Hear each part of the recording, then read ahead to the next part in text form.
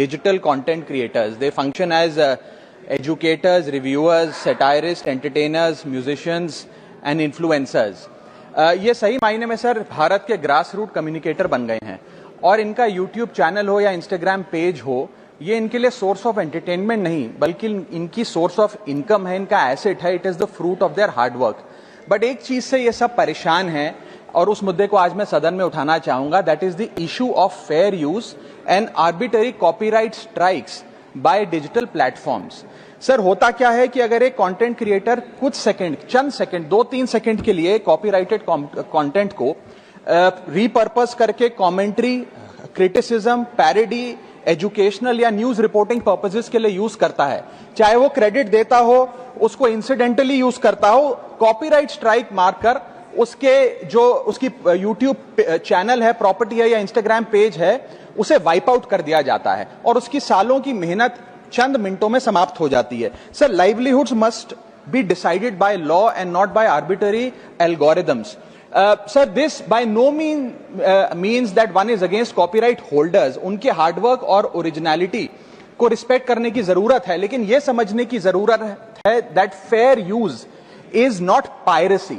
Fair use where sometimes the purpose of using this content is incidental or transformative must not tantamount to wiping out somebody's hard work. Sir, because innovation cannot grow in fear and creativity cannot survive under threat. India का copyright act sir 1957 में बना. एक ऐसे दौर में बना जब ना इंटरनेट था, ना कंप्यूटर थे, ना डिजिटल कंटेंट क्रिएटर्स थे, ना यूट्यूब, इंस्टाग्राम था. And this act lakhs the very definition of digital creators. ये फेयर डीलिंग की बात करता है, लेकिन फेयर डीलिंग की बात किताबों, मैगजीन और जर्नल के कॉन्टेक्स्ट में करता है, जो उस दौर की इंफॉर्मेशन डिसेमिनेशन के सोर्सेज थे, ना कि आज के दौर की. इसीलिए मैं 3 मांगे आज सदन में लेकर आया हूं. मेरी पहली मांग है, amend the copyright act of 1957 and define digital fair use. परिभाषित करिए कि ट्रांसफॉर्मेटिव यूज क्या है, जैसे कि commentary, satire, critic, explanation. Define करिए कि इंसिडेंटल यूज क्या होता है, कि अगर बैकग्राउंड में ऑडियो विजुअल चंद सेकंड्स के लिए चले तो वो इंसिडेंटल यूज है या पूरे कंटेंट को वो वाइप आउट करें.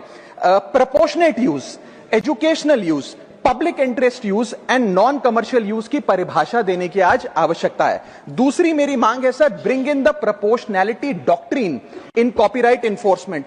कि बैकग्राउंड में मान लीजिए कुछ सेकंड के लिए कोई वीडियो और साउंड चला, उसका यह मतलब नहीं होना चाहिए कि कंटेंट क्रिएटर की सालों की मेहनत कुछ चंद सेकंड्स में समाप्त हो जाए. My third demand sir is that mandatory due process before take down. किसी का भी